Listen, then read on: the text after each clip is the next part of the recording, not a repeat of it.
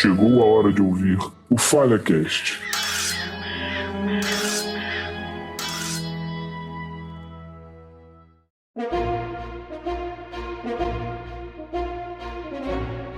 E aí, RPGista, seja bem-vindo ao FalhaCast, o podcast oficial do Falha Crítica. Toda semana vamos conversar sobre assuntos relacionados a RPG, literatura, cinema e o que mais der na telha. Eu sou o Felipe e trago aqui convidados ilustríssimos. Ele, que é dono do canal Mais RPG. Olá pessoal, tudo bem? Meu nome é Matheus Maia e eu sou o criador do Mais RPG, um portal que visa disseminar esse conteúdo RPGístico com um toque de literatura para você. E temos o Johnny Garcia, que é escritor, autor e atualmente está financiando o sistema de RPG Impéria. E aí, Johnny, tudo certo? Se apresenta aí pra galera. Olá, tudo bem? Sou o Johnny, então estou aqui para participar dessa conversa aqui, conversar um pouco sobre política, intriga, traições, enfim, é isso aí. Então, para começar, eu queria saber, a galera também que vai ouvir, o que é o Impéria e o que a galera pode esperar desse RPG.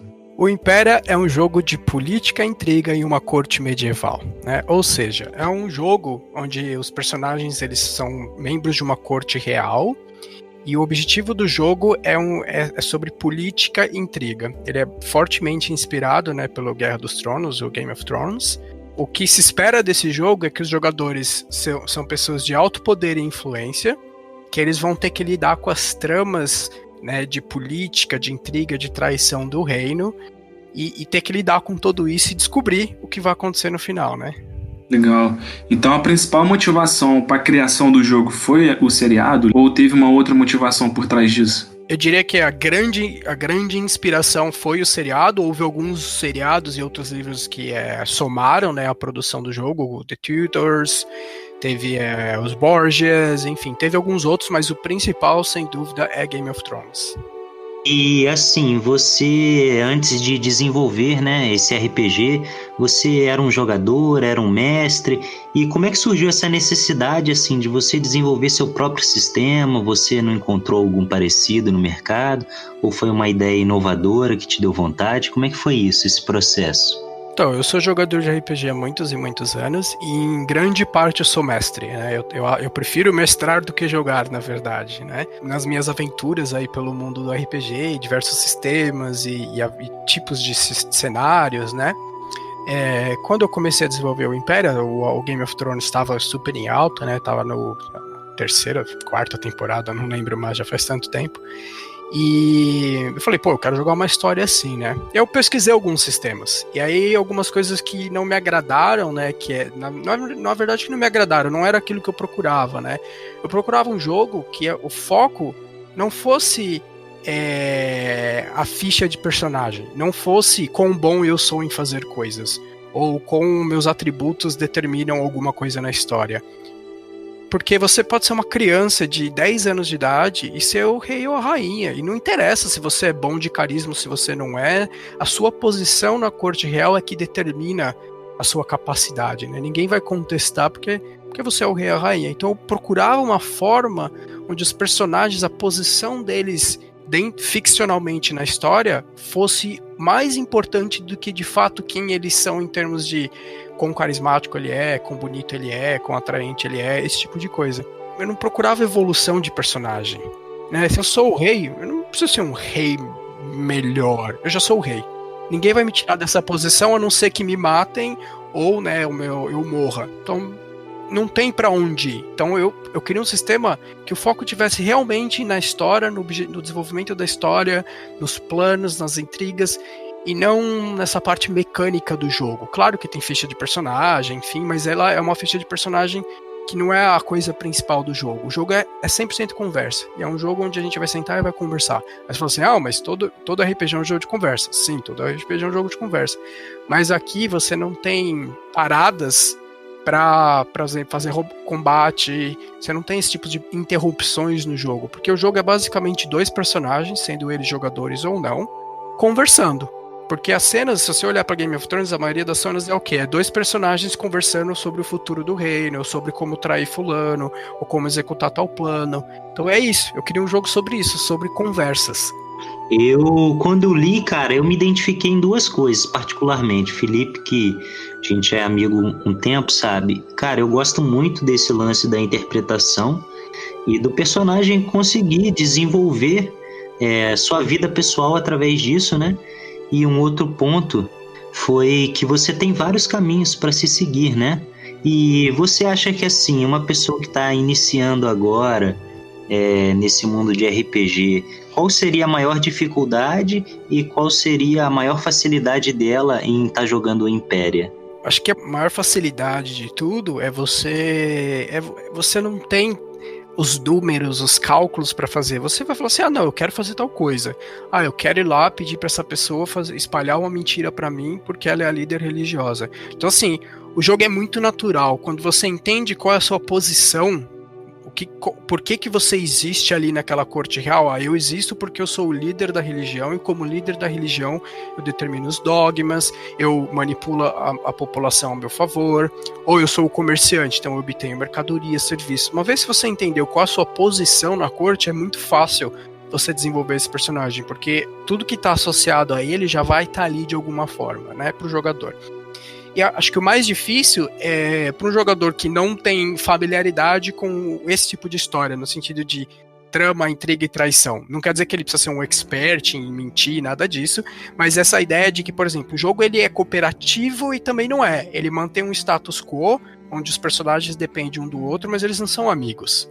Né? Eles têm interesse, então eles se mantêm, né, naquela igualdade, naquela paz, porque um depende do outro por interesse. Não é um jogo de D&D onde eles são amigos, eles vão lá, enfrentam as quests juntos. Não, aqui é um jogo que cada um tem o seu objetivo próprio.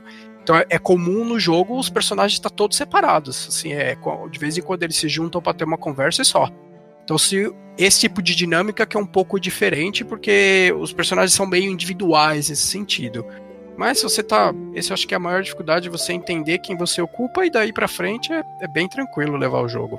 Me corrija se eu estiver errado, Johnny, mas pelo que eu entendi, se a gente for levar nesse padrão convencional de RPG, o que diferencia um do outro é a sua posição social, digamos assim, a sua classe. Correto. Olha, essa questão de raça, né, de etnia, não tem nada definido no jogo. Nada impede de você criar um reino onde todo mundo é elfo, ou todo mundo é anão. Ou isso é com um grupo, entendeu? A diferença deles é a posição social deles na sociedade, né?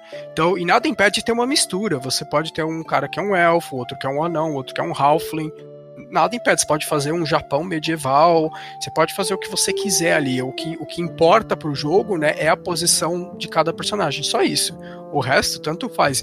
Já joguei campanhas que você tinha estrangeiros, você tinha pessoas de outros países, enfim, cada um é de um jeito, cada campanha vai ser de um jeito. Então, quando a pessoa comprar, adquirir o livro do Império, as páginas e o livro em si vai ensinar a pessoa a entender o sistema, e o cenário o próprio grupo pode criar, correto? Falando sobre questão de cenário, né, o nome do jogo é Impéria, que é o plural de Imperium, que são duas palavras em latim, que basicamente significa império e impérios, né, o plural. Porque a ideia é de que cada grupo de jogadores que jogar o Impéria vai estar criando um império. Então, o jogo é uma estrutura, né, um conjunto de regras que possibilita todos esses diversos reinos a serem criados. E é isso, porque cada jogador, né, cada grupo vai sentar, sem saber nada, a primeira sessão de jogo, vamos sentar para jogar. E a partir de perguntas já tão pré-estabelecidas, mas claro, são apenas indicações, né, claro que tá aberto a outras perguntas, mas o que seriam essas perguntas? Por exemplo, você perguntar para a rainha, né, falar assim, quantos reinos fazem divisa com o seu reino? 2 reinos. Aí você pergunta para pontífice, quantos deuses existem na sua religião? Qual é o símbolo sagrado da sua religião? Aí você pergunta para a serva secreta, qual que é o perigo natural que existe dentro do reino? Tem uma grande fenda que emana uma luz, enfim. Então, o cenário do jogo ele é desenvolvido pelos próprios jogadores, e como parte das regras, toda sessão de jogo, esse cenário é expandido. Então, você começa o jogo fazendo algumas perguntas para detalhar um detalhe a mais sobre o jogo. Vamos falar sobre o comércio, vamos falar sobre o sistema de governo, vamos falar sobre as relações sociais do reino, enfim. Então, isso é de cada jogador, né, cada grupo de jogadores criar o seu próprio cenário. Claro que o sistema tem um suporte para que isso ocorra, né? O jogador não é simplesmente, o que eu faço? Não, tem todo uma parametrização, ok, começa fazendo isso, faça essas perguntas, e a partir daí você vai ter toda uma estrutura pronta para jogar, né? Inclusive já dei para mestres que nunca viram o jogo, pegaram, mestraram e funcionou. É para isso, para o grupo poder, através das regras do jogo, desenvolver o seu próprio cenário. Eu queria pegar um gancho nisso que você está falando até do desenvolvimento. Talvez seja uma dúvida boba, mas eu acredito que a galera vai ter. Quando eles leem, a gente sente um pouquinho da escrita como se fosse feminino. A majestade, a oráculo, a iluminada. Queria que você falasse para a galera, é possível jogar com personagens masculinos ou isso é só uma forma de escrito? Para esclarecer para aqueles que também não têm muita vivência nesse lance da leitura, interpretar realmente o que você gostaria que fosse feito. Cada um é livre para jogar com qualquer tipo de gênero que desejar. Eu posso ser homem, eu posso ser mulher, eu posso ser transgênero. Isso não faz diferença nenhuma para o jogo. Sua opção sexual, seu gênero. Você pode escolher o que você quiser. Recentemente eu publiquei uma campanha, né? Uma aventura, né? One shot, para as pessoas verem. Tinha um personagem transgênero dentro da história, tinha homem, tinha mulher. Isso é livre. A questão do livro estar escrito no feminino é proposital. Todas as classes, né? Os arquétipos de personagens, eles são no feminino, e isso é proposital por qual razão? Quando a gente fala de época medieval, que é basicamente a ideia ser um mundo medieval, ele é uma época machista. No nosso tempo real, ele é uma época onde as mulheres não tinham poder, onde as mulheres eram mal vistas, enfim. O objetivo desse jogo apesar disso ser uma emulação, né, uma recriação do cenário medieval, isso tem que ser eliminado do jogo. Não é porque a gente está replicando um mundo medieval que a gente tem que fazer isso. Não. É um jogo sobre poder e na atual sociedade que nós vivemos, essa estrutura de poder ela não é balanceada. Então, propositalmente, eu coloquei as posições de poder no jogo no feminino. Coloquei isso como posição de poder só como uma forma de balancear para relembrar para quem está lendo de que, independente do seu gênero, do seu sexo, da sua opção sexual, então, assim, é uma questão, eu cito, inclusive tem um parágrafo no início do livro que eu cito muito claro isso, de que esse tipo de comportamento, de conversa, de situação não deve ocorrer dentro do jogo. E para enfatizar isso durante todo o livro, todas as personagens são femininas, mas, como eu disse, o jogador é livre para escolher e jogar com qualquer tipo de opção sexual, gênero, sexo que ele desejar. Sensacional. É bom saber, né, esse esclarecimento. Eu realmente não tinha pensado, mas agora vendo o seu ponto de vista, fica bem claro pra galera aí. Parabéns. Aproveitar esse gancho também, teria como você dar uma pincelada, se tu puder dar uma breve descriçãozinha pra galera entender como que funcionam as classes? Com certeza. Então vamos lá. O primeiro arquétipo de personagem, né, o classe, o playbook, é a majestade. A majestade, ela é a governante. Então ela é a rainha, o rei, qualquer pessoa que está na posição de controle desse reinado, né? Próximo é a Justicar. A Justicar é a palavra da justiça e a espada também. Ela é a general do reino, ela tem o controle dos exércitos. Então qualquer assunto bélico, militar, marcial, é ela que vai estar responsável. Aí temos a Chanceler. A Chanceler é a negociante do reino. Então ela é aquela que obtém mercadorias e serviços. Eu preciso contratar mercenários. Ela sabe como fazer. Eu preciso encontrar um ovo de uma criatura mágica. Ela sabe quem pode fazer isso para você. Eu tenho uma dúvida, assim, você vai falando os arquétipos, vou pontuar alguma dúvida. Pro pessoal que vai jogar de ajustiçar, geralmente eles são os braços direitos, né, de quem está governando. Ser o braço direito não significa necessariamente ser leal à coroa, ou seria leal à coroa. Aqui a ideia é que todos os personagens, eles, querendo ou não, eles convivem juntos, então eles têm uma certa aliança entre eles, até alguma maneira, né? Claro que pode ter planos de destronar a rainha e tal, mas no início, no ponto que a gente inicia uma campanha ou uma sessão de Império, todos estão ali porque eles ocupam uma função e eles estão ali há muito tempo, essa é a ideia, né? Claro que durante uma campanha, né, de uma temporada de Império, isso pode mudar, mas independente de qual a sua posição social, você responde para a majestade. Entendeu? Agora, se você é leal a ela, já é uma outra história. Aí é do seu personagem, das suas ideias, o que você quer concluir dentro do jogo. Então a chanceler eu falei, a pontífice é a líder religiosa, então ela é aquela que seria como a figura do papa, né, aquela figura mais importante da religião, sendo ela qual for, né, os jogadores são livres para definir qualquer tipo de religião que eles quiserem, pode ter múltiplos deuses, um único deus, pode acreditar em espíritos, enfim, a crença é definida dentro do jogo, né. Temos a Iluminada ela é uma cientista, uma filósofa, uma pensadora, ela é a que traz inovação, então ela também é uma pessoa que pesquisa, ela é fortemente inspirada num Leonardo da Vinci, né? Só que o grande lance dessa personagem, desse arquétipo, é que ela pertence a uma ordem secreta. Claro que os jogadores sabem disso, mas os personagens dentro da Corte Owl, eles não sabem disso, ninguém sabe que ela pertence a uma ordem secreta, e ela é infiltrada dessa ordem, ela não é a líder da ordem, ela é o sujeito que está lá infiltrado para cumprir as ordens da Irmandade. Então ela é uma espiã dentro da corte real, né? Então, voltando para o seu ponto anterior, ela responde para a majestade, mas a aliança dela com certeza está com essa sociedade secreta e não de fato com o reino, né?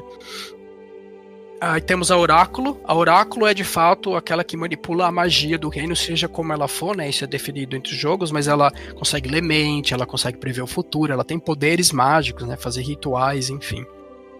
Aí temos a Dama. A Dama é a personagem mais social do jogo, é aquela que é muito boa em descobrir informações e manipular pessoas. Então é aquela que sabe tudo sobre todo mundo e por isso que ela tá ali e ninguém mexe com ela.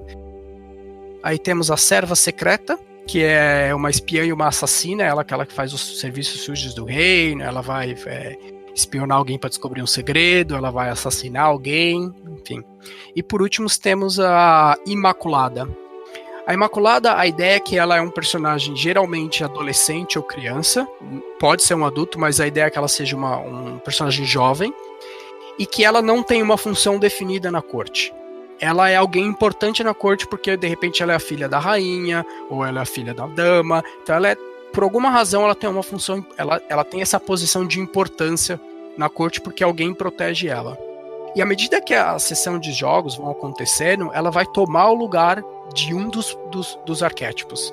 Então a ideia é, para simular a ideia do que aconteceu no Game of Thrones, que você tem os Starks, as crianças Starks, né? Você tem a Sansa, a Arya e o Bran, que eventualmente, até o final da série, eles assumem outros papéis. Eles deixam de ser aquelas crianças inocentes, eles passam a ser alguém que manipula pessoas, alguém que se torna uma assassina, alguém que se torna um vidente. Então essa é a função. Então é essa ideia de evolução no sentido de que, bom, eu sou inocente e eu me torno maculado, né? Eu recebo uma mácula e agora eu me envolvo nessa trama de intriga, política e traição, e aí por isso eu assumo uma posição efetiva no reino.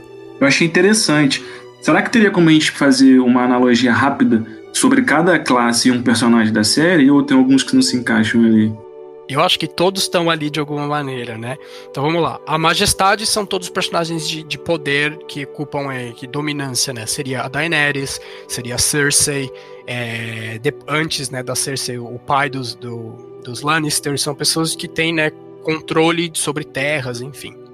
A Justicar, ela seria, por exemplo, é uma mistura de personagens, mas você teria o Jaime Lannister, né, que ele é um soldado, enfim, ele controla exércitos, enfim. A chanceler é aquela que obtém mercadorias, né? Então, por exemplo, você tem o banco, né, que é aquele que provê dinheiro, poderia ser um tipo de personagem que seria dono de um grande negócio. Você tem, por exemplo, lá na cidade dos escravocratas, né, eles controlam os escravos, aí a Daenerys acaba tomando os ancílios deles, enfim.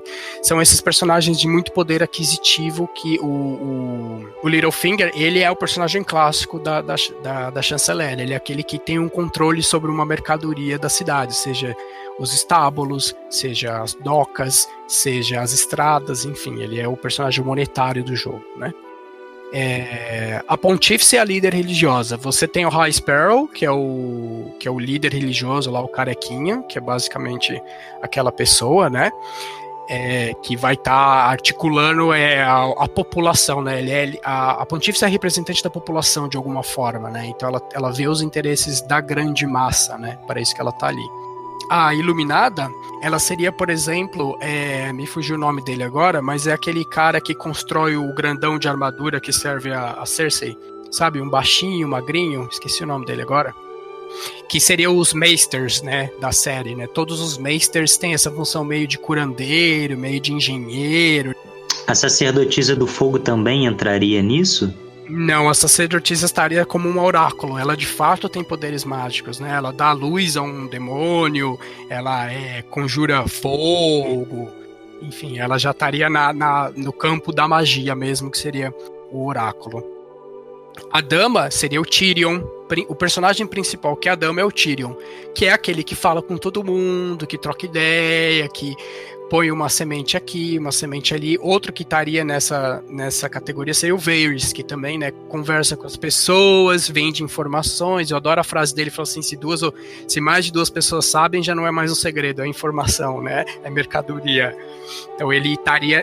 Então a questão de ser a mão do reino, né, depende muito de qual posição você tá, né, porque quando ela tá com o Tyrion, ela é uma posição de negociante, de manipulação, né, mas se você dá, por exemplo, pro Jaime Lannister, vai ser uma posição de autoritarismo, né, de exército, né. A serva secreta é claramente a Arya e os Faceless, né, os espiões, assassinos, mas também pode ter algumas figuras como, por exemplo, o Bronn, que às vezes é enviado para matar alguém, então ele assume um pouco essas funções dentro do jogo, né. A serva secreta, ela é espiã e assassina, então ela é aquela que faz o serviço sujo do reino, entendeu? É a Arya, assim, um exemplo clássico é a Arya do começo ao fim, entendeu? E como eu falei, a Imaculada seriam todos os personagens que a princípio são inocentes e se tornam alguém importante, né? Que é basicamente os Starks, né? No sistema Impéria, vamos supor que a máquina que gira o poder tem alguns pilares. Me corrija se eu estiver errado. Eu acredito que são 4, né? Que são os segredos, os recursos, o ouro e a ficção. Isso que faz girar a máquina do poder. Qual a importância deles no jogo e se eles têm um grau de maior importância dentre eles? Isso que você colocou como a máquina, eu descrevo como a economia de poder, né?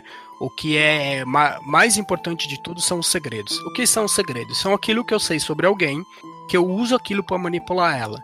Então, vamos supor que o personagem, ele deveria ser casto porque ele é o líder da religião, mas eu descobri que ele tá tendo um caso com outro personagem. Eu falei, então eu sei isso sobre ele.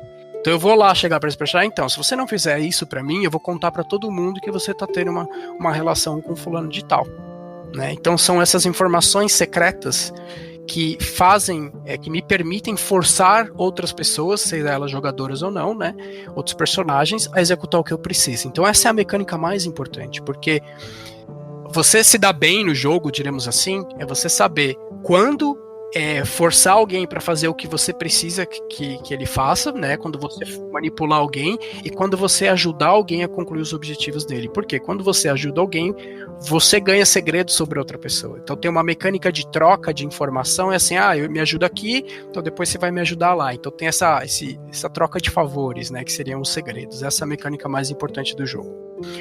Os recursos, que seria o segundo mais importante, é uma medida ficcional de influência na história.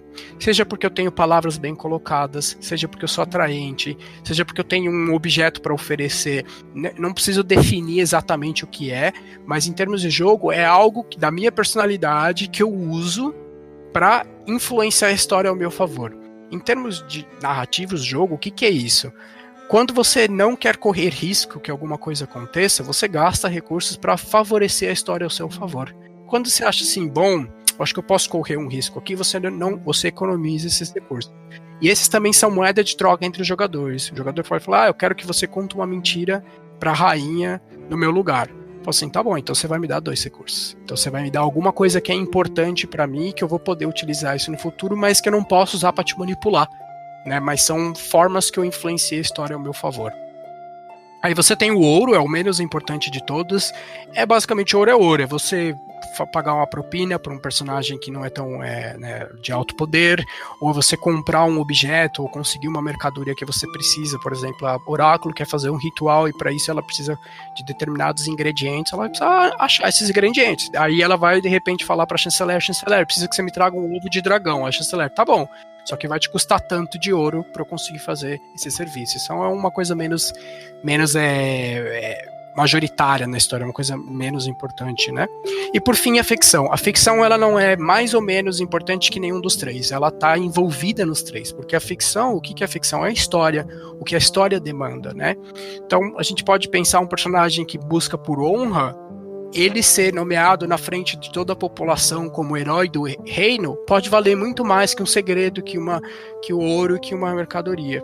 Né? Então a história do jogo às vezes não precisa ser mecanizada a ponto de tudo ser uma troca de mecânicas do jogo. Não, às vezes o preço para eu fazer alguma coisa para você pode ser simplesmente uma coisa que você vai fazer dentro da história, que mecanicamente não tem uma forma de transformar em um recurso ela, né, uma moeda, mas que isso é fundamental para o desenvolvimento da história.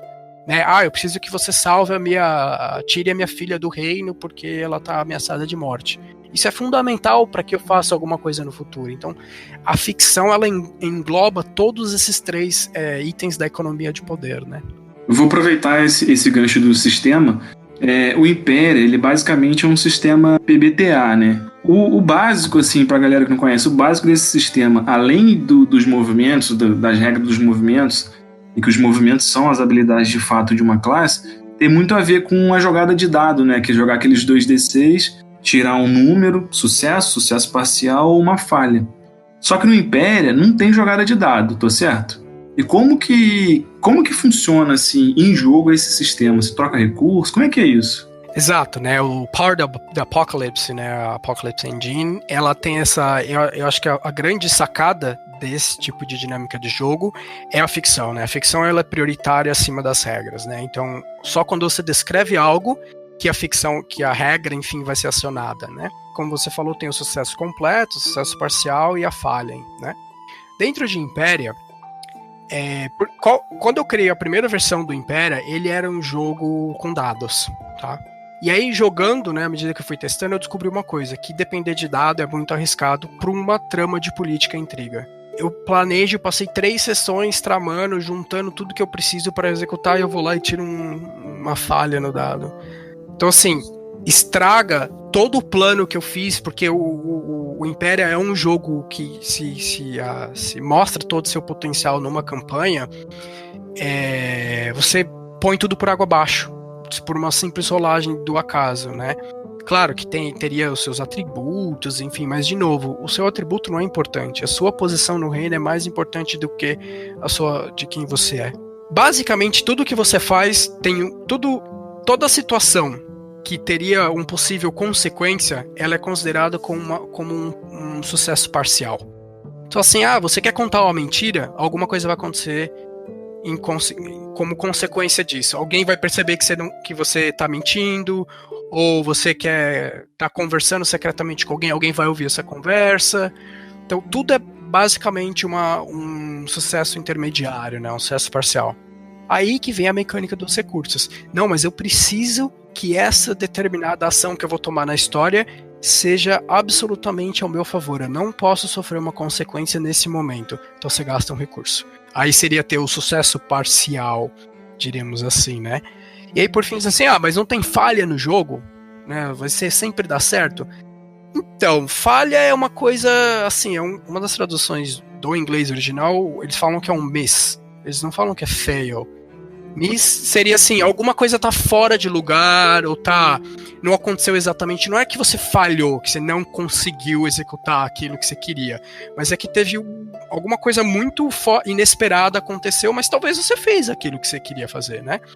Essa falha, que por falta de uma palavra melhor no português, ela acontece no jogo em algumas situações, como por exemplo, alguém interfere nos seus planos, ou pode ser com a testemunha oferecendo recursos pra você e falar assim, não, eu te dou 2 recursos pra acontecer isso, ou um outro personagem de fato interferindo na sua ação. Por exemplo, 2 personagens jogadores estão tentando convencer a majestade, eles estão em lados opostos, e aí um tenta interferir no outro e acaba aparecendo que tá mentindo, né? Então você teria falha quando tem esse confronto direto entre personagens, sendo eles jogadores ou não. Mas basicamente o jogo ele fica ao redor do sucesso parcial, que é o que movimenta a história pra frente, que é assim, eu quero fazer isso, mas a consequência é essa. Então aí você vai ficar pensando, mas vale a pena, eu preciso que isso aconteça exatamente como eu quero, então eu vou gastar um recurso. Então é esse fator sorte que eu tirei do jogo. que é você como jogador e também como personagem, pensando no seu objetivo geral, aonde você vai apostar as suas fichas, né? Os seus recursos. E é isso. Esse imprevisto é o mestre que determina ou a pessoa ela já sabe, dependendo da ação dela, qual imprevisto pode acontecer? Como é que é? Se ela tiver recurso, ela pode pagar mais para garantir que seja efetuado daquela forma? Ou se duas pessoas estão disputando o mesmo recurso de formas diferentes, como é que é essa divisão, essa briga pelo poder? Então, vou dar um exemplo prático para a gente entender. Estou tendo uma conversa secreta com outro personagem. Teve toda a conversa, a cena terminou, aí a testemunha, que é o mestre do jogo, vai falar assim: olha, jogador A, você quer 2 recursos? Aí ele vai pensar, bom, eu quero 2 recursos, sim ou não, ele vai decidir. Se a testemunha só tá perguntando, ele pode falar assim, não quero, e nada vai acontecer, ok? Se ele falar assim, não, eu quero, então eu tô te premiando, tô te dando um recurso, só que eu vou complicar a sua história. Então, alguém de repente ouviu a sua conversa, né? Mas você não vai saber, porque eu não vou te contar o que vai acontecer. Eu só tô te dizendo, você como jogador, o que você tá fazendo? Você tá movimentando a história pra frente. Então, você como jogador tem a possibilidade de determinar, entre aspas, o que vai acontecer dessa situação. Ela vai acontecer exatamente como eu quero, ou vai ter uma decorrência dessa situação, né? Vai ter alguma coisa vai acontecer a mais do que eu esperava. E eu não vou te contar. Eu, como testemunha, mestre do jogo, não vou te contar isso, né? A outra possibilidade é se dois jogadores estão degladiando por alguma coisa, pode ser por palavras ou fisicamente, enfim. Essa questão eu vou interferir na ação do outro jogador e eventualmente aquele que não tem mais recursos para apostar ou não tem segredos para usar acaba sendo prejudicado na história e não tendo o melhor resultado que ele deseja, né? E por fim, em algumas situações bem poucas, mas pode acontecer da testemunha obrigar o jogador a gastar um recurso para que algo não aconteça. Por exemplo, vamos supor que o personagem a cidade está sitiada e ele vai sair de madrugada para conversar com o general do reino vizinho. Ele tá pedindo para ser capturado, né? O cara vai sair de madrugada para conversar com o general do reino que tá invadindo. Tipo, você tem certeza que você vai fazer isso? Você tem certeza? Aí tá garoteando. Exato. Numa situação como essa, a testemunha ela pode forçar o jogador e falar assim, ó, se você não gastar um recurso agora, vai acontecer uma coisa ruim com você. Então assim, você tá pedindo, é isso que chama assim, a oportunidade de ouro. Você tá dando uma oportunidade de ouro pro mestre criar alguma coisa na história, entendeu? Então, nesse sentido, o mestre pode forçar. Por exemplo, outra coisa, o personagem foi ferido numa das aventuras, ele tava em coma. Então, toda a sessão de jogo eu falo assim, ó, você pode se manter vivo desde que você gaste um recurso. Isso representa a sua força vital lutando para se manter vivo enquanto ele tava em coma, entendeu? Se você não gastar, você vai morrer. Porque representa o seu desejo de estar vivo, né? Então tem essas 3 possibilidades de disputa, né?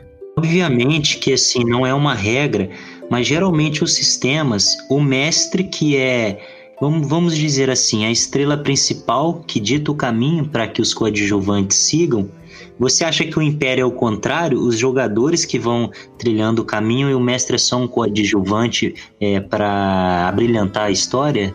Então, eu acho que a testemunha, o nome exatamente eu dei de testemunha, porque a função dela é testemunhar o que acontece no reino. Eu imagino aqueles monges católicos, né, que faziam livros iluministas, então eles estão vendo o que está acontecendo nesse reino.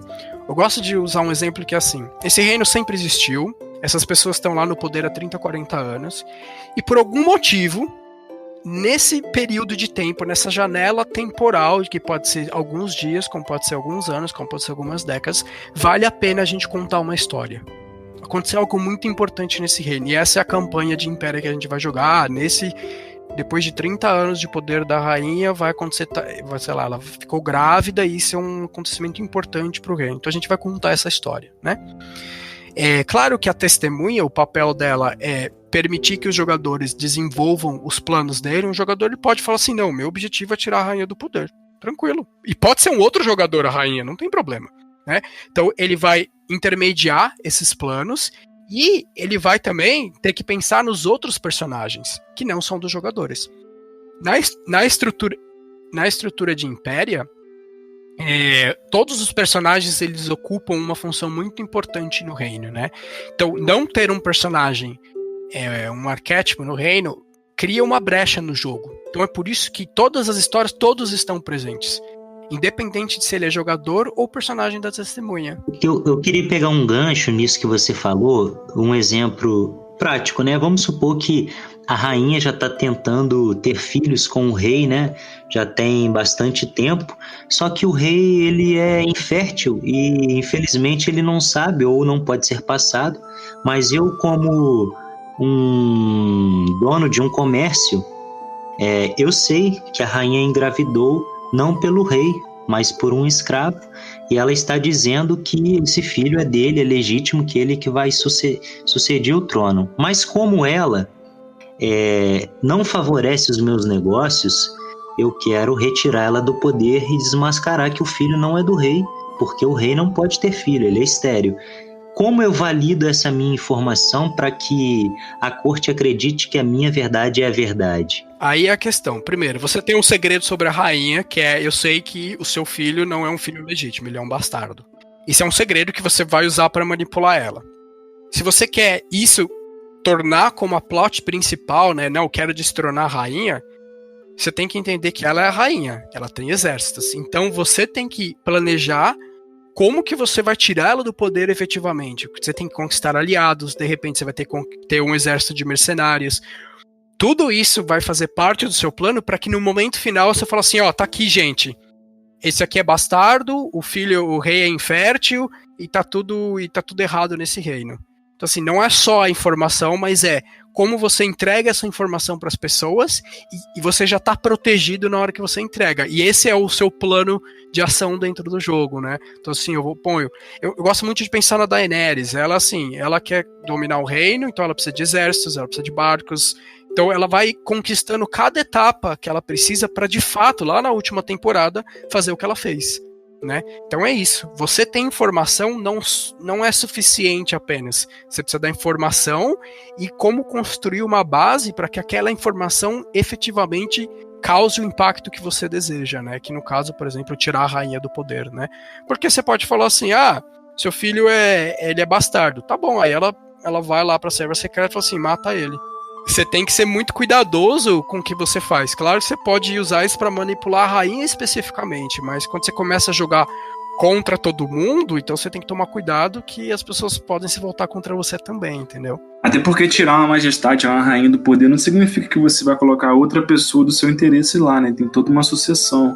Exato. No jogo, a política, quando você diz que é basicamente um jogo de política, ela gira em torno disso, né? Em torno desses relacionamentos e de como você lida com o segredo ou com a verdade. E esse é um fator muito importante, porque você pode, no Game of Thrones, né, você vê muito personagens morrerem, né? Isso foi, acho que talvez um dos motivos que fez a série ficar mais popular, é que aquele personagem que você adora, ele morreu, acabou, e é isso aí. Não tem, né, chororô pra essa história. Mas tem uma coisa importante a gente pensar, é o seguinte, eu convivo com essa pessoa há 10 anos na corte, eu sei vários segredos sobre essa pessoa. Eu tirar ela do poder, eu mandar matar ela, eu posso fazer isso. Só que quem vai entrar no lugar dela, porque alguém vai entrar no lugar dela, vai assumir a posição dela, eu não tenho nada sobre aquela pessoa. Então é muito, muito mais perigoso eu ter alguém que não tem amarras nenhuma do que ter alguém que eu tenho amarras apesar dele ser meu rival. Exatamente. Tem uma cena no Game of Thrones que eu adoro, que é quando, não é spoiler nem nada pra quem não assistiu, mas é uma cena onde o Varys e o Littlefinger se encontram num salão real e ele fala assim, não, eu sei que você fez tal coisa. Aí o outro fala assim, não, mas eu sei que você fez tal coisa. E eles ficam contando um pro outro o que eles sabem do outro, só que assim, ninguém faz nada. Eles sabem da informação, só que eles não fazem nada com a informação, porque eles guardam isso para um futuro onde ela é necessária. Então é melhor você ter alguém que eu tenho amarra sobre essa pessoa do que eu ter alguém lá que ninguém sabe o que ela vai fazer, ninguém conhece ela. Então você tirar alguém do poder às vezes é muito mais arriscado do que você manipular ela, do que você, prejudicar ela no sentido de diminuir o poder dela na corte, a influência dela, entendeu? Então, às vezes, você analisar a situação desde lá de baixo pode te fazer obter mais recurso, obter mais influência numa situação em que você, às vezes, por exemplo, destronar uma rainha eu não vejo como uma solução imediata, assim, pro jogo andar ou pra coisa do tipo. Eu vou dar um exemplo do D&D. gente vai jogar uma aventura no D&D que o objetivo é matar o dragão. Em Impéria, a testemunha determina o objetivo é a gente destronar a rainha, o objetivo é a gente resgatar tal coisa, ou o jogo em si vai construindo de acordo com as sessões e com os próprios jogadores? O jogo se desenvolve organicamente e eu costumo começar uma sessão de Impéria, depois que a gente criou as fichas, enfim, eu chego pro primeiro jogador e falo assim, aonde você está, o que você está fazendo? Eu não sei. Eu não sei o que está acontecendo no reino. E aí tem as perguntas, né? Apesar de ser uma coisa simples do dia cotidiano, perguntas, né? Nós fazemos perguntas todos os dias, mas isso é uma mecânica do jogo. Você fazer uma pergunta guiada, você chegar pra dama e falar, dama, qual é o próximo grande evento do reino? Ela tá determinando algo muito importante para a história. Ah, vai ter um casamento. Ah, vai ter a ascensão do novo rei. Ela tá determinando a história. Ou seja, perguntar para a líder religiosa, falar assim, quem é o Messias da sua religião? Pô, isso já cria uma história, uma gama de possibilidades muito grande. Por isso que as perguntas, apesar de ser uma coisa do cotidiano, ela é uma mecânica fundamental do jogo. Você fazer perguntas guiadas, né? Você já meio que colocar uma condição para aquela pergunta, falar assim, ó, qual é o perigo mais próximo do reino? Você já está determinando que tem um perigo, o jogador só está incumbido de definir qual é aquele perigo, né? Isso é uma mecânica que vai permitir que tudo aconteça. Isso vai mudando durante as sessões conforme os jogos de poderes vão acontecendo. Por parte dos NPCs, né, dos personagens da testemunha, dos personagens do mestre, eu costumo dizer que o Impéria, você tem os jogadores e você tem o mestre, né, a testemunha, que joga como os jogadores, só que com múltiplos personagens. Então, vamos supor que você tem 2 jogadores na mesa, a rainha e a Justicar. Eu, como mestre, vou ter que jogar com todos os outros. E eu tenho que considerar que eles podem ser inimigos, que eles podem ser rivais, que eles podem ser aliados. E eu tenho que levar em consideração isso. Então, o que eu digo da preparação, o que a testemunha faz no jogo é pensar, bom, aconteceu isso na sessão de hoje. Como que cada um desses outros personagens vai lidar com aquela situação? Ah, a rainha gostou dessa situação por causa que favorece ela nesse aspecto. Ah, a Justicar não ficou tão contente, então ela pretende fazer isso. Então é determinar perante o que aquele personagem é e o que ele deseja no futuro, qual o impacto da sessão de hoje dos planos dele para o futuro. E essa é a função da testemunha, é administrar os personagens. É só isso que ela faz, na verdade, né? Claro, além de descrever a cena, enfim. Mas a real função da testemunha é administrar as personagens do jogo. Pelo que eu entendi em Impéria, a gente tem o ganho de recurso, que é como a gente vai fazer o jogo movimentar e coisa do tipo. Se a gente pegar um sistema PBTA da vida tipo Dungeon World, uma falha naquele jogo, você ganha XP. Qual que é os métodos mais simples ou gerais de se ganhar recurso no Impéria conforme o jogo acontece? A classe te dá recurso no início? Como é que funciona? No início da primeira sessão de jogo, todos os jogadores começam com um número determinado de recursos. Toda sessão ele ganha 1 recurso por sessão. Pode ser que ele termine a sessão com 0, mas ele sempre vai iniciar a próxima sessão com 1, pelo menos 1. Os movimentos, né, as habilidades, assim, entre aspas, dos personagens podem garantir recursos, né, se eles fazerem, por exemplo, a Iluminada, que faz parte da sociedade secreta, toda vez que ela recebe uma missão, ela recebe um recurso, porque ela vai ter que movimentar coisas na história para fazer aquele plano que foi encabido a ela acontecer, né? Então tem movimentos internos que garantem recurso e tem o mestre que oferece recursos, né? A testemunha que dá recurso para os jogadores. E por fim tem a troca de recursos entre os jogadores. Eu posso pedir um favor, falar assim, ó, você faz isso para mim? E a outra pessoa falou assim, ah, tá bom, eu faço isso para você, mas em troca você precisa me dar 2 recursos. Eu posso pedir esse elemento mecânico do jogo para outro jogador para eu também ganhar recursos. Então, assim, a mecânica de recursos, ela é uma troca entre jogadores e entre jogador e mestre. O mestre dá recursos, o mestre pega recursos, os jogadores trocam entre eles, os jogadores gastam, os jogadores ganham. Uma coisa que eu percebi que é diferente, mas a maioria dos RPG ele é muito cooperativo, de ter aquele grupinho e tal, e aqui a gente realmente pode ser inimigo, né? A gente pode ter interesses diferentes. Sim, isso é uma característica que eu aponto no livro, que esse jogo, ele não é um jogo cooperativo, vamos juntar o grupo e lá matar o dragão, não. Mas os jogadores, eles dependem um do outro. Isso tem que estar claro. Eu dependo de todos os outros personagens do jogo. Eu dependo da dama para descobrir informações. Eu dependo da chanceler para conseguir coisas que eu preciso. Eu dependo da pontífice para influenciar a massa. Então eu dependo de todos os outros jogadores. Eu posso não gostar deles, eu posso não ser amigo deles, mas eu dependo deles. E isso que faz o jogo acontecer. Eu suporto a existência deles e eu faço aquele sorriso amarelo para eles porque eu dependo deles e isso é importante para os meus planos. Eu manter esse social com todos esses personagens é importante, mas eu não preciso gostar dele, eu posso tramar contra ele, eu posso mandar matar ele se eu quiser, mas tem todas as repercussões do reino. E isso é uma característica principal do jogo. Então muitas vezes é muito mais comum ter a testemunha, né, o jogador mestre, interagindo com o jogador do que o jogador com o jogador.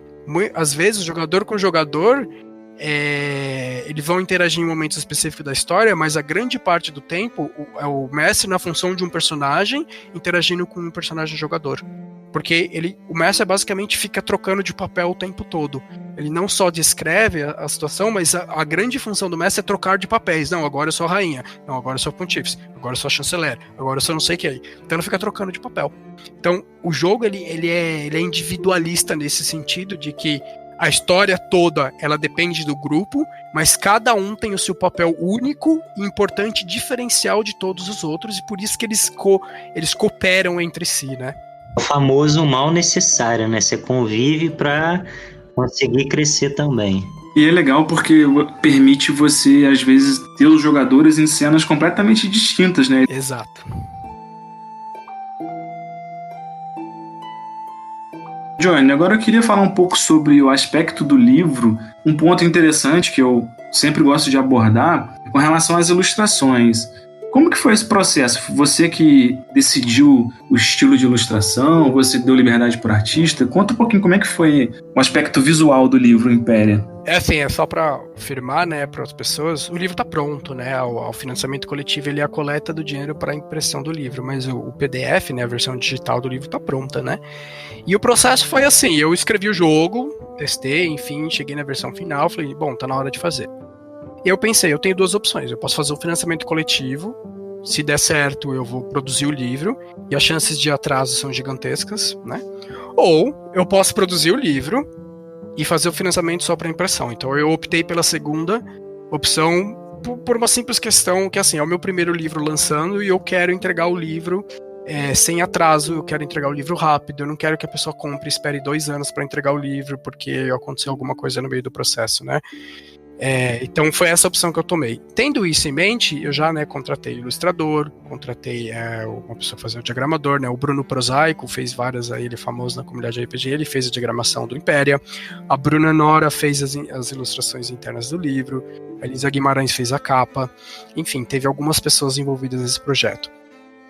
Quando eu pensei originalmente, né, eu pensei assim, os personagens eles têm o clássico medieval, né, tem aquelas casas, né, que a gente chama, né, houses.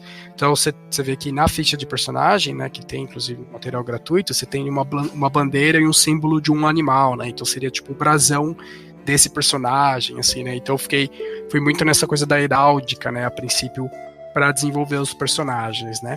As ilustrações do livro, eu deixei muito... eu propus o que eu queria para aquela cena, então eu falei assim, ó, nessa cena tem todos os personagens pousando para um retrato, né, uma pintura, alguém tá pintando a corte, né? Ou nessa cena tem a dama secreta, a serva secreta espionando a conversa de 2 pessoas. O de resto eu deixei pro artista criar, que foi a Bruna Nora, né? Falou assim, não, pode criar como você... Eu só tenho que ter esse conteúdo porque se relaciona com aquele capítulo que eu vou falar, né? Então precisa ter esse conteúdo. Então aí ela foi lá e desenvolveu, baseado nesse briefing, ela criou as ilustrações como ela achou que ela deveria, e eu gosto disso, eu acho que é a liberdade, né? Quando eu fui fazer a diagramação, eu falei assim, Bruno, eu acho que tem que ter uns floreios na ficha, enfim, ele falou, tá bom, ele foi lá e fez, entendeu? E a gente, claro, não, isso aqui, vamos mudar aquilo lá, tal, não sei o que lá, e assim, a gente chegou no objetivo final, então eu acho que foi um trabalho bem livre, assim, no sentido de, assim, eu dei a ideia geral e eles desenvolveram a partir daí, usando suas habilidades e seus talentos. E lembrar também pra galera que o Impéria tá em financiamento coletivo lá no Catarse, né? E assim, eu não acompanho há muito tempo essa coisa de financiamento, mas eu vejo que hoje em dia o pessoal, eles têm apoiado sistemas próprios nacionais, né? Você acha que a comunidade, eles apoiam mais para o cenário crescer ou porque os produtores estão fazendo materiais de qualidade, que os sistemas que estão saindo conseguem bater de frente com os que vêm lá de fora? Como é que você vê a comunidade assim e qual a sua expectativa para o seu projeto? Eu acho que a gente está numa época de ouro do RPG. Eu nunca vi tanto financiamento coletivo ser lançado no Brasil e também lá fora, né? A gente tinha alguns anos atrás essa história de que o RPG estava morrendo, não tem mais jogador novo, ninguém mais joga RPG, só tem os caras velhos. Eu acho que a gente não tá nessa fase, a gente tá numa fase muito interessante. Vários sistemas saindo, eu vejo campanha de financiamento tanto brasileira quanto internacional a todo momento. E falando do mercado brasileiro, eu acho que a gente está se desenvolvendo mais, a gente está criando materiais com maior qualidade, né? Tem vários jogos muito interessantes de todos os tipos, né? Como a gente tem jogos medievais, a gente tem jogos futuristas, né? Vários, né? Muito interessantes. Então acho que a gente está produzindo mais e a galera está começando a entender de que a gente tem capacidade de fazer coisas tão boas quanto tem lá fora. Eu acho que grande parte disso foi fruto de vários concursos de desenvolvimento de jogos que vem acontecendo ao longo dos anos, né? O pessoal da Secular fez vários, teve o Game Chef. Eu acho que isso contribuiu muito para as pessoas falar assim, não, eu posso criar um jogo também? Então tá. E aí eles vão lá e começam a criar, e essas pessoas acabam pegando gosto e desenvolvendo e lançando vários materiais gratuitos. Tem um monte de jogo gratuito hoje em dia, e claro que é um aprendizado, alguns, né, ela vai aprimorando até ela chegar naquele produto que ela falou assim, nossa, olha, eu acho que esse aqui vale a pena fazer um financiamento coletivo. Eu mesmo, eu joguei muito LARP na minha vida, né, LARP nórdico, então assim, eu tenho mais de 30 jogos escritos, né, RPG eu tenho mais de 10. Não são publicados, assim, financiamento, nada disso, mas estão lá no meu blog, para quem quiser jogar, tá lá, é só baixar e jogar. Então, assim, é um exercício, né, e eu acho que isso vem acontecendo cada vez mais, com o acesso de novos jogos em português, né, a gente tá tendo traduções, Call of Cthulhu foi lançado, Innomine, sabe, jogos clássicos que, assim, era muito difícil ter acesso, D&D tá chegando agora, D&D 5, então a gente tá tendo material em português, né, o Monster Hearts vai sair, Urban Shadows tá para sair, então a gente está tendo acesso relativamente rápido, né? Não demora-se mais 10 anos para uma editora trazer um jogo, né? Então eu acho que tudo isso contribui para o mercado nacional crescer, né? O Tormenta 20, quanto foi esse financiamento coletivo, né?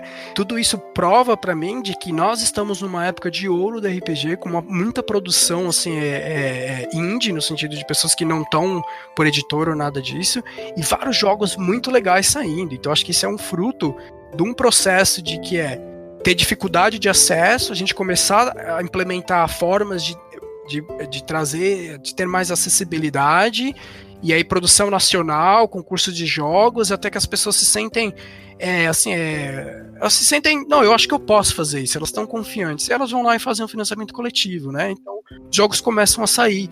Eu acho que é tudo um processo de muitos anos que agora está tendo os frutos de fato, assim, eu acho que eu sou fruto disso, né, eu passei por vários desses concursos, criei os meus próprios jogos, e assim, eu acho particularmente que a Apocalypse Engine, ela viabilizou isso acontecer de uma forma mais prática, mundialmente falando, porque o cara falou, né, o Vincent falou, hackeia aí, né, e aí saiu, tem mais de 100 jogos derivados de Apocalypse World, né, ele falou assim, você quer hackear esse jogo? Faz isso, entendeu? Pega esses movimentos, muda assim, e as pessoas começaram a ver que não que seja fácil criar um jogo, mas não é um bicho de 7 cabeças, precisa de tempo, dedicação, teste, tudo, mas dá pra fazer, né. Aí falou assim, dá pra fazer? E elas começaram a fazer. Eu acho que é isso que é o grande futuro, né? Do que tá acontecendo no nosso cenário atual. E quanto à campanha de Império, assim, é o meu primeiro jogo publicado oficialmente, livro impresso, bonitinho, diagramado, ilustrado. Muito empolgado com isso, obviamente. É um jogo que, testando muitas vezes, eu encontrei um jogo que eu queria jogar e que não existia, que era um jogo totalmente focado na narrativa, é um jogo que não tem muita interrupção para regra, porque eu sou um mestre que eu não paro para ler regra no meio da sessão de jogo. Então assim, eu encontrei o jogo que eu queria jogar, que não existia. Claro que existem jogos de intriga, política e poder, claro que existem, mas não era aquilo que eu queria jogar. Então eu criei um jogo que eu queria jogar. E eu fiquei muito contente com o resultado. Já passou por várias versões e eu falei assim, bom, acho que esse jogo merece ser publicado. E foi. Claro que outras pessoas foram muito importantes, né? O Wagner é uma pessoa que contribuiu muito para o projeto, enfim, jogou várias campanhas. E eu queria até frisar, você obtém o livro, além do PDF, o livro impresso com frete grátis. Se a gente parar para analisar que o D&D, por exemplo, está vindo por R$150 cada, e sendo que o D&D você não joga só com um livro, cara, o preço do Império, assim como eu apoiei o Alvorada do Heavy, eu acho muito acessível. R$70 num livro para se jogar é um preço praticamente mínimo, na minha opinião. E esse é o ponto. E se você tem que considerar que é um livro de capa dura e colorido, tá? Exatamente. Porque o preço do livro é só o preço da impressão, não é o preço da diagramação, não é o preço da ilustração. Se eu fosse cobrar isso, sairia bem mais caro. O meu objetivo, o projeto, é tirar ele do papel, ele é imprimir. Eu já paguei pela ilustração, eu já paguei pela diagramação, isso já tá pago. Se ele bater a meta e lucrar mais com isso, o que eu conseguir lucrar adicional é o que vai pagar esses custos que eu já tenho. Mas o objetivo da minha campanha de RPG é somente publicar o livro. E assim, é o mínimo, é a taxa do Catarse, o custo de impressão. Não tem um centavo a mais ali, entendeu? Nada. Inclusive, lá na campanha do Império, do Catarse, tem descrito o orçamento do projeto inteiro, quanto que eu gastei de ilustração, quanto eu gastei de revisão ortográfica, registro, tem todos os valores lá. Então, assim, realmente, assim, não é para ganhar dinheiro, não é só para fazer o projeto acontecer, entendeu? E num futuro apoios tardios, você já pensou alguma coisa sobre isso, Johnny? Ou você vai esperar acontecer para ver o que vai rolar? E se acontecer um apoio tardio, vai ter uma diferença nesse preço? Esse valor de 71 a galera adquire agora e depois ele vai ser mais caro um pouquinho? A questão dos apoios tardios vai depender de como for o término da campanha, mas assim, eu acredito que a minha intenção com os apoios tardios vai ser um pouquinho mais caro, não vai ser absurdamente mais caro, mas vai ser um pouquinho mais caro o livro, e só vai ter o formato livro físico com PDF. Uhum. Vai ser esses apoios tardios, né? Agora a pessoa tem a oportunidade de ter o PDF, ela tem a oportunidade, né, de comprar o livro, depois ela vai ter a oportunidade só de comprar o livro e vai custar um pouquinho mais caro, justamente que passou da data, né? Porque esses apoios tardios estariam muito mais nessa coisa de completar o orçamento do Império do que de fato a impressão dele, porque eu já bati a meta, né? Mas vamos ver como termina a campanha, né? Se ela terminar com bastante excedência, né? Aí quer dizer que tem demanda aí, mas enfim. Mas a princípio ainda tá no forno essa informação, tô vendo como eu vou fazer ela ainda. Mesmo porque, como o livro está pronto, a entrega do PDF vai ser super rápida, do livro também. É o tempo de colocar o nome dos financiadores no livro, o artista ajustar o livro com essa informação e mandar para a gráfica. Então, assim, 2 meses e meio no máximo, você vai ter o livro na tua casa, entendeu? Uhum. No valor de R$30, ela adquire o PDF. Só que, se a pessoa... Eu vejo muita galera pensando da seguinte forma: eu vou apoiar esse projeto com PDF porque primeiro eu quero ver como funciona o jogo, como é que o jogo é, e depois, no futuro, quem sabe eu compro. Mas o Império, ele tem uma demo pro pessoal baixar pra jogar, né? Qual que é a diferença dessa demo, além dela ser bem reduzida, né, pro PDF? Então, a demo é a seguinte. Esse material gratuito que eu lancei, ele tem apenas 5 dos 9 arquétipos de personagens, os 9 playbooks. Então, assim, eu removi alguns deles justamente, que é para quem comprar o livro final vai ter esse produto inteiro, né? Além disso, tem as explicações detalhadas, que eu acho que isso é importante, porque basicamente esse material gratuito, ele é um auxílio para o mestre. Então, algumas coisas, talvez, se você só lê por ler, você vai falar assim, eu não entendi exatamente o que isso significa dentro da história, porque você precisa ler o livro para complementar essa informação, né?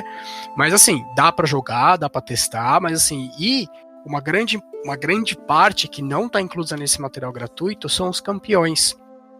Campeão é uma mecânica que a gente não citou até agora. O que é o campeão? São aqueles personagens secundários que são fundamentais para a história. Como assim? Se a gente voltar, por exemplo, do Game of Thrones, é a Brienne, que servia as Starks, né, a primeira mãe, depois a Sansa. Ela é fundamental para a história desenvolver, né, com o Jaime. Aí você tem o Bronn, que também foi fundamental, salvou o Tyrion de morrer. Né, você tem todos esses personagens... Não, né? Montanha. O Montanha, exatamente. Todos esses personagens secundários, eles são fundamentais para a história se desenvolver. E esses são os campeões. E eles têm tipos de campeões diferentes, então toda essa parte do sistema não está incluso no material gratuito e vai estar, né, no material final do livro, enfim. Esse material gratuito, para quem financiar, ele vai receber o material completo, né?